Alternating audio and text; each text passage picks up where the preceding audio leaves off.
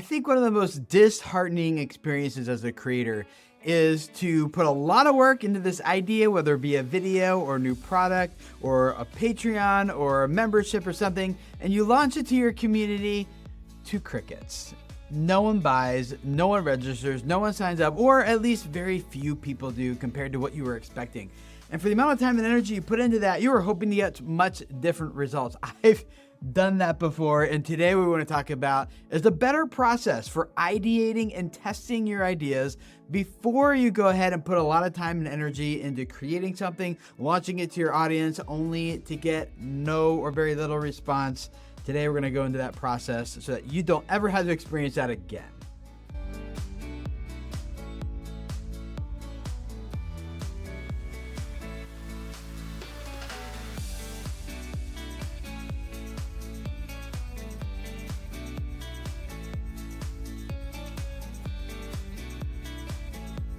Hey guys, welcome back to another episode of Creator Business Lab, where we dive into how you can grow successful and profitable business as a creator online. And this topic, man, guys, I wish I had learned this so much sooner.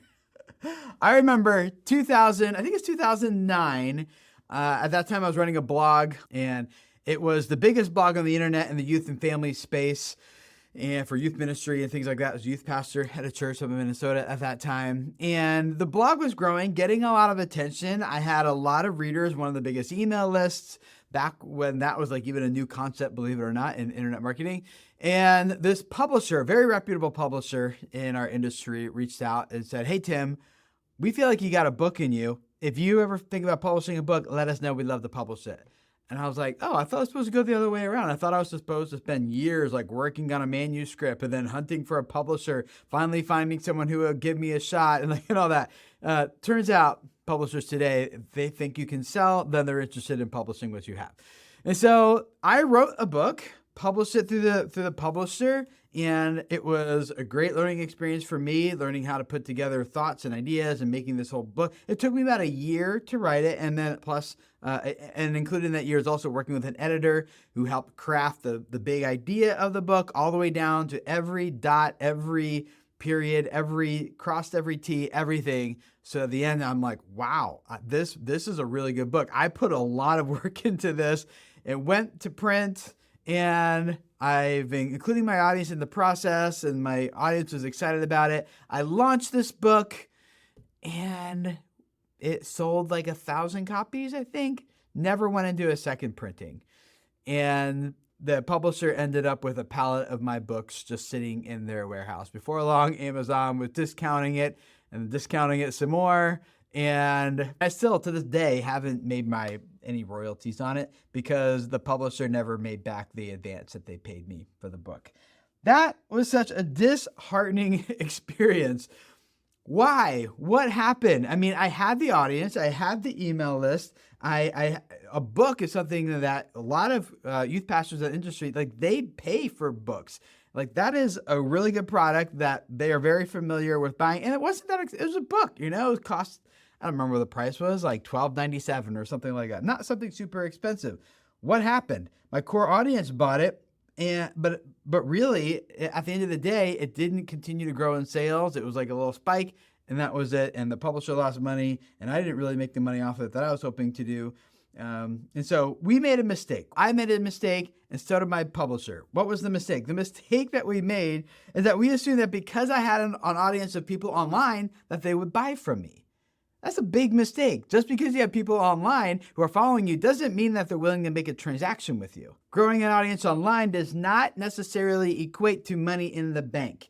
Those are somewhat different skills to acquire. How do you get people to follow your material and engage with it versus how do you get people to buy your material? One's for free, very low cost of entry. The other one is you're putting a significant barrier before those people in order to get to access that material. Thankfully now, as of 2024, I have successfully launched many products very successfully and even launched, created, and sold an entire business. And so I have learned the hard way how this works. And let me give you guys a process to follow that I honestly didn't make up. A lot of this is coming from this book right here. It's called The Personal MBA by Joshua Kaufman. The subtitle is Master the Art of Business. What I love about this book, he's like, you don't have to go to business school. If you just understand these concepts, you can get an MBA that's very practical for your business and your situation without having to pay all the money. Not an actual MBA, but get all the information and knowledge you would get. And it's not a short book, but I found it very consumable, very easy to go through. So I highly recommend it. Link to it in the show notes if you want to check it out. But in there, he talks about this process that I have implemented and has worked much better for me instead of the old approach, which is, I have an idea. Let's spend a year of my life writing a book and editing a book and putting tons of resources and ideas and energy into this thing, only to launch it and not even have it sell out as first printing. Like, let's not do that again. Instead, what is a better approach? And in this episode, I want to talk a little bit more about what that is. Now, every principle we're going to talk about here, not every idea is going to apply to your situation with your product, with your audience, with your channel, with your Instagram following, with your podcast, with your email list, with your whatever. But I want to talk about this on a principle level that hopefully you can then take and interpret and apply to your situation, and so that you can better sell your product, your service, your idea through the content that you're developing and creating online. So in this book on page 67 of the Personal MBA, Joshua Kaufman talks about what he calls a prototype. Another word for this is just an MVP, a minimal viable product. The idea here is you want to build something, but then you want to test it. Like, let's not build like the entire thing. Let's just build something small. And then let's test it. Let's measure it, see how it performs, how people interact with it, how people respond to it, like, are we on the right track here or not? And then you're going to learn from those things that you're measuring, very intentionally measuring, and then take those learnings and go back to the thing you're building and improve it. Then you can do the cycle again. Once it's improved, then you're going to, all right, now the things that we say we're going to measure and the things you decide to measure are going to be different based on the product, based on the audience, based on the things that you feel like you've got a good handle on versus the things like you don't. So there's probably some discussion to be had in there. But whatever you determine, these are the things we're going to measure to find out if we're on the right track or not. Then you're constantly going through this MVP cycle of building, measuring, learning, building, measuring, learning, going through that cycle over and over again to build a minimal viable product. And we see this a lot out there, right? Like, it probably isn't a new concept. Tesla, for example, didn't just make a whole lineup of all these different cars and be like, here you go, pick which one. No, they started with one specific car to a very specific niche audience, and it was a minimal viable product. Over time, they added new features to that car, and they came out with additional lines and different models of that car, building it out over time. So they didn't try to go for the whole thing all at once. So when you think about your business, what does a minimal viable product look like? You know, is it just like the wrong way to do it is if you're trying to build a car, for example, it's like, all right, let's test the concept of wheels. Oh, all right. Like, you can't do it, right? Like, you need the whole car built, right? But a better approach would be like, okay, wheels on a skateboard, maybe. How does that help? Then maybe wheels on a scooter, then wheels on a bicycle, then wheels on a motorcycle, then wheels on a car. Like, that might be a better way of testing this. Not actually, but you get the idea, right? We want to get the concept. What do people want? Okay, are we testing the concept of can we sell a car? Or are we testing the idea of how to help people transport themselves from one place to another place, and which ways work most effectively under what conditions, right? So you're actually trying to solve what is the problem here, and then what is the best way of solving that problem? Not how do we build this product and sell it and then figure out what problem it is, right? So you're building a thing that solves a very clear and identifiable problem. That's what you're running the minimal viable product through, okay? Now, back in my days at Video Creators, when I owned that, we had done a lot of this with a lot of different programs and a lot of different, let me give you an idea how it works for an online course. And so one of the ways you could do it is just to write the book, make the online video course, and just launch it. But I've done those before. Those take a lot of time. to record, to plan, to put together, to edit, create the sales page, all that. That is a very big effort to successfully create an online course. And so what I decided to do for the last one, is actually R&D, research and development, when I sold the company. So it only went through 2 cycles of testing and measuring before it didn't actually make it to go public. What I did is, first of all, I created a PDF, just a short little PDF called Product to Profit. Before I worked on this course that was supposed to help creators with the business side of their channel, called Business Labs. It would be an 8-week process where I would do group coaching with a group of creators and work them through where they're at with their business to get to the next level of their business, wherever it might be, through a series of trainings and education and assignments and things like that. But before I jumped right to that, I first just started, let me test this theory. Is like, I don't want to create this product and then figure out how to sell it. I want to see if I can figure out how to sell it first. And then, which we'll talk more about in the next episode, actually, minimal viable offer will be coming up next. But in this episode about minimal viable product, is I first just created a PDF before I made the whole course, all the cohorts, all the content, all the material, all the training. I just made a PDF called Product to Profit. And in that PDF, which I think is really valuable, in fact, there's some people who said, I've got more value out of this PDF, that Product to Profit, Tim, than I've gotten out of courses I paid $15,000 for in terms of practical nuts and bolts of how to grow a successful business online. So I'm giving it to you for free. You'll find a link in the show notes to it right now. I don't know what that link will be, so you'll have to go down there and find it, and you'll be able to download it as well. But I created a PDF and I said, hey, can I just get people to give me an email address in exchange for this free resource to help people really take their idea and turn it into a successful, profitable product that they then launch to their YouTube audience? So that's really what my MVP was. Like, let me just start there. And so what am I measuring there? How many email signups am I getting? What's the conversion rate of that landing page to email? Oh, okay. It's converting at around 67, I don't remember the exact number, 60-70% of the people who hit that page give me their email address and they sign up. That's a pretty good conversion rate. And how many people are then downloading that and actually responding and taking the next step in the email? Like, what does that cycle look like? What am I measuring? I'm measuring people signing up, the conversion rate, and the response rate after they sign up. What do they actually do as a result of that? And so those all got really good metrics. So like, okay, this is a good first test. I'm measuring things, I'm learning things, and I got a lot of really good feedback from that as well. So I didn't just be like, here you go, let's see how it works. But one of the emails they got in that sequence when they signed up for it was write back and answer these questions for me. And the people who did it was so valuable. It changed the way I was going to format the course, format the material, and present it all again later.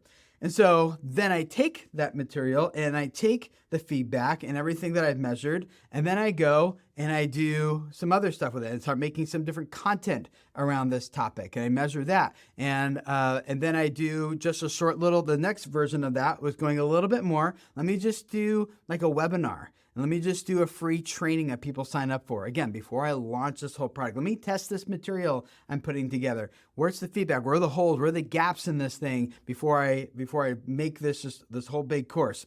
And then I learned a lot from that. I measured some things, and I learned a lot. And I learned I'm on the right track with this business thing. Like for creators, there's a response to this. People are getting good value from it. I see it impacting their business. I'm getting a lot of good feedback from it. And so I knew I was on the right track. And if I had sold my agency, Video Creators, eventually, because I did 2 rounds, I did then make all the material. And I did 2 rounds of MVPs with the material. I did a beta and then a second beta, and then of the 8-week course with the material. The first version of the course was just me presenting everything in Zoom and recording those Zoom sessions, and then going through the coaching process with everyone who was in it. And then the second version of Business Labs was just those people watching the recordings of those Zoom calls. I still hadn't sat down and recorded dedicated videos for this yet. And after that second version, I made a whole nother round of improvements and changes based on their feedback. One of them saying like, Tim, this part's practical for me. This part isn't. This one's too far ahead of me. Like, I can't use that information yet. Don't even put that on my radar because it distracts me. Oh, great. Thank you. Wouldn't even know to think about it that way. And And then it wasn't until the next version, the third iteration of this course, this Business Labs cohort training I was going to launch, would have been the one I would have actually stood here and recorded professional presentations that by that time had been fine-tuned through the PDF process, the webinar process, 2 beta launches of the course, until I finally got to the version I'm like, okay, this is the one I'm going to launch that's actually going to perform well. But I never got around to launching it. And to be honest, I'm giving you a lot of material in these episodes for free just because I can and I want to, right? And so, so a good iteration cycle that was helpful for me to follow. Again, it's from this book, Personal MBA by Joshua Kaufman. I'm not sponsored by the book. It just really is a really, really helpful book for someone who wants to learn business and apply it to their YouTube channel or their podcast or their Instagram or whatever they're doing. Okay. Now, I first want to point out, before I go through the cycle that he recommends following, I first want to point out that nobody gets it exactly right the first time. Creating a great product that serves people well takes time. It takes many iterations, many cycles. And so I think one of the things that makes this frustrating for us as creators is we have this idea I'll use YouTube as an example, where you make a piece of content and you publish it and you kind of don't get a second chance at it, right? You might be able to do a new and improved, like updated for 2014 type of video from the first one. But for most means, like, you make it, you publish it, and it is what it is. And so we kind of get stuck in that way of thinking, as opposed to the approach I'm talking about now, which is, no, you don't have to do it once. You can test it. Make a little thing, then make a bigger thing, then make it a little bit bigger. Test your content, test your idea, measure it. How is it performing until you make the big product you actually launch and becomes your flagship product that just sells for years and years and years and becomes very successful for you and the people who are buying it. I'm using the online course analogy to this episode, but you get it. It could apply to, we did the same thing with our services, of coaching services that we did with creators. We did the same cycle. Let's start with just a 1-hour consultation. Oh, let's go to an 8-week thing. Let's go to an ongoing thing. Let's go to, now we start doing their reports and their measure and their strategy for them, right? The done by you to the course, online course, to the done with you cohort thing, to the done for you strategy that's a very white glove, and we're just doing all your content strategy. So the same thing applies to services, to product, whether entertainment or educational, but I'm using the online course analogy here because I think it fits for what a lot of us are doing with memberships and such. All right. So in the Personal MBA, what he talks about, he calls the Wigwam iteration cycle, WIGWAM. And what he proposes is that you follow each of these 6 steps. The first W in Wigwam stands for watch. Watch what's happening, what's working well with this product. And then you move to ideate. What could you improve? What are your options here? What could make this better? And then you move on to G, which is guess. So based on what you've learned so far, what you've been watching, the ideas that you've been looking at that you have for improving, based on what you've learned, which of your ideas do you think will make the biggest impact? Which comes to the second W in Wigwam. The second W is which. Decide which changes to then make. And then the A, act, actually make the change. And then the final M in Wigwam, measure. What happened? Was the change positive or negative? Should you keep the change or go back to how things were before this iteration? So for the best results, you need to clearly define what you're trying to accomplish with each iteration. Then you get the feedback. And then you go through the cycle over and again. So Wigwam. So it's watch, ideate, guess, which, act, and then measure. And the book goes into more detail about that if you want to check it out. I listened to the audio book and I found it so valuable that I went ahead and purchased the paper copy because I like referencing it when I'm like, oh, I need some help here with marketing or with finance or with whatever. It's just my go-to book as a good overview of how business works, and it's a good refresher for me. Even this material that you're listening to right now, this has gone through several iterations of the Wigwam approach, because first I was just testing it out in a PDF, and then I was doing it for a couple cycles of betas online. But I also taught it live in person as a semester class to a group of homeschool high school students who wanted to go through a business course. And so I tested it even with them. I took 39 weeks of material they made for them. And a lot of that material I'm presenting with you guys, but I learned a lot of things by presenting it live in front for 39 weeks in front of a high school class, and then condensing it down to like, okay, here's what you guys need to know as creators. And in some ways, this material is different now as a result of it.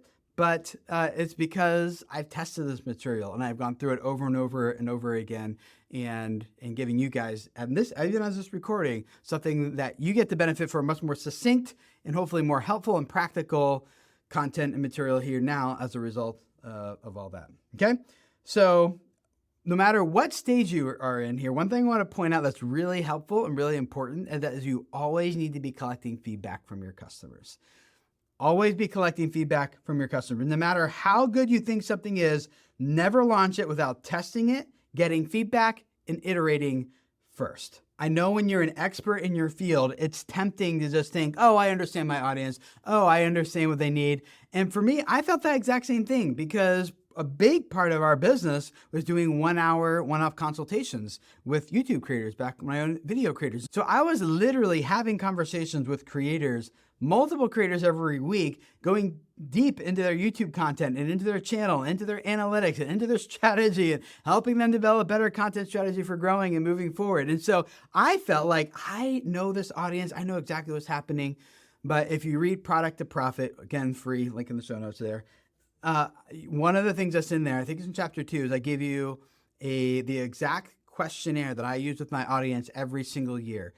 And without fail, I always learn something about my audience, because one thing that happens, especially with audiences online, that we fail to take into consideration, it's very easy for us as educators, as content creators, to get stuck in a rut of making the same type of video over and over and over again, the same type of content that now feels familiar with us. And we start having the same lines we say over and over again. And it starts to feel very comfortable for us, but our audiences start to get bored of it. And what happens, and this is what happens to me every single year, I would run this survey with our audience, and the pitch was kind of like, hey, fill out the survey, give me some feedback, because I really want to make sure I'm making content that helps you with where you're at with your channel this year, blah, blah, blah, right? So all the details of that and the psychology behind each question I ask, so that you can take those questions and use them with your audience. All of that is in that PDF, Product to Profit.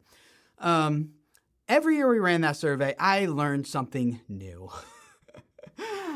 And it was interesting as I conducted that survey year after year after year to see the trends at a high level of the different questions creators were asking 5 years ago, 6 years ago, are not the same questions they're asking anymore today. The things that they were struggling with, things that were important to them a year or 2 years ago, are not the things they were struggling with anymore today. And so even though I felt like I was very much in tune with the creator economy and the industry, I still learned so much by taking the time to slow down and test and ask questions and get feedback from my audience.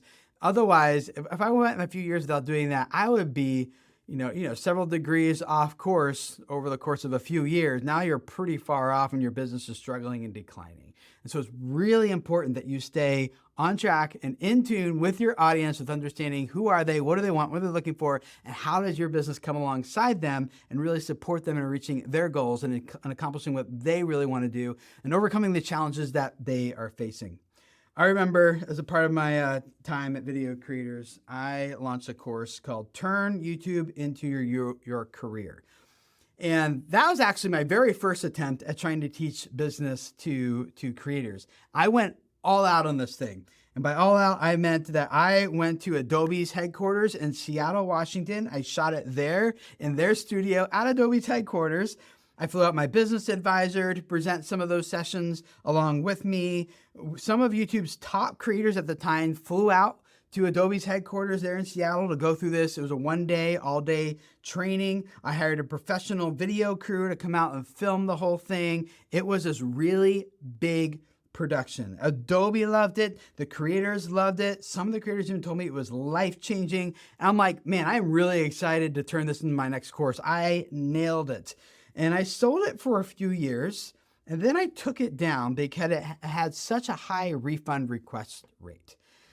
And it was actually starting to make me look bad and decreasing the likelihood that someone would buy anything else from me after they went through this course. that I had recorded at Adobe's headquarters with a professional film crew and top creators in the industry and all this, what went wrong? I consistently heard the same thing from these people who were asking for a refund over and over and over again. They said, I need more practical examples to know how this applies to my channel. I didn't have sufficient feedback prior to planning all that material and shooting it, recording it, and publishing it. If I had known before launching it, I could have added plenty of more examples and had a lower refund request and serve people better. And maybe today it would still be selling. But because I didn't ask for enough feedback before, because I just assumed I knew the content and presented it well, knew exactly what people needed, and just went ahead and presented it, because I didn't do the MVP in the iteration cycle, I sold it for a little while and then I had to take it down because it was making me look bad. I was just missing that one thing, and that thing would have been so easily fixed if I had done this process beforehand. So when you ask for feedback, here's a couple tips to help ensure that the feedback you get and that you receive is useful and helpful. Number one, get feedback from potential customers, people in your target audience, not just friends and family. Don't just be like, hey, let me know what you think. You got to get to the people who are actually making a transaction with you. Those are the people you need feedback from. Number two, ask them open-ended questions. I know it's very tempting, especially when you have a large audience, to ask objective questions where people are just doing, multiple choice answer type of questions, but you'll then lock them into a response instead of hearing their true thoughts. So there are some times that might be appropriate to do multiple choice objective questions, but for the most part, do very clear, open-ended questions, subjective questions that they can then share with you what they're actually thinking and feeling. Number three, sometimes you'll hear conflicting information. What do you do then?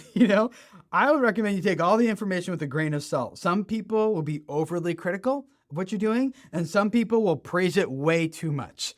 And you need to have a good dose of humility to be right somewhere in the middle. Be like, let's not take all the criticism personally and listen to everything there. And let's not take all the praise and accolades of people and think like, okay, it's really at that level too. You got to have, let's say like, you got to have a good strong filter. What part of this am I going to take and which part am I not going to take? Especially when you have conflicting info. And you have some people who will love it and some people will hate it. It'll take some discernment in there.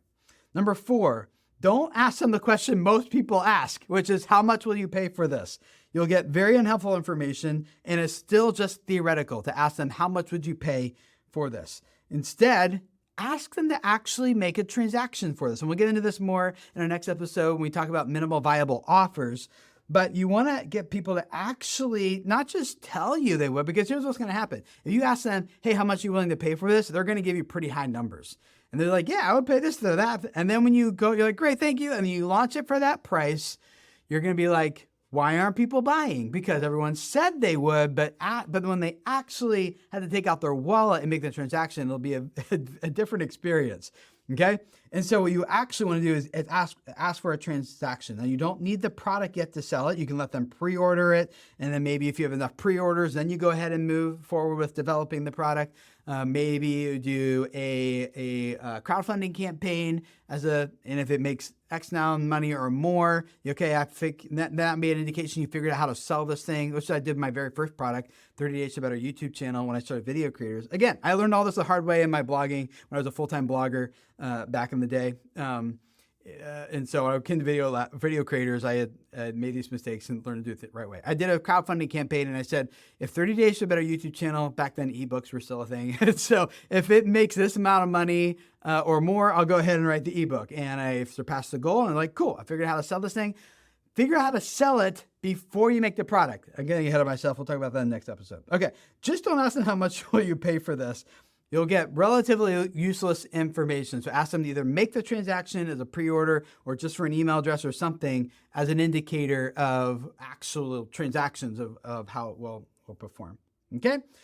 Now, based on your minimum viable product, based on the iterations, based on the feedback, now it's time to put together a minimal viable offer to start learning how to actually sell this thing more broadly. You know the product's improving. You know you're still working on it. But you're going to need to know if you can actually sell this thing to more people than just those who are interested enough to give you feedback on it. And that is where the minimal viable offer comes in. We'll talk more about that in our next episode. But until then, if there is a homework assignment for you to do as a result of this episode, it is go into the show notes, get that link to download Product to Profit, completely free PDF for you. You'll get on my email list, in which my assistant and I are working hard at sending out value-packed emails, just really designed to help you take your business to the next level so you don't get stuck in the hamster wheel, so you can live the life that you really want. And so you develop a business that serves you instead of you getting stuck just serving your business in the creator economy. I don't want you stuck on the hamster wheel. I know so many of you started your business so you could spend more time with your family, so you could reach your financial goals, so you could have the freedom and independence that you want. And what happens with most creators is they end up getting stuck serving their business. They don't have the freedom. They don't have the life. They have more stress now. And now they're spending less time with their family because I got to keep the business thing going from one product launch to the next, one brand deal to the next, one video to the next, feeling stuck. And what I want to do here in Creator Business Lab and through the personal coaching I do, business coaching I do with creators, is help you feel unstuck so you can get your life back and experience true freedom again. So thank you for being a part of this mission here with me at Creator Business Lab. Subscribe if you haven't already. Get that PDF, Product to Profit, and I'll see you in the next episode when we talk about minimal viable offers. See you then. Bye.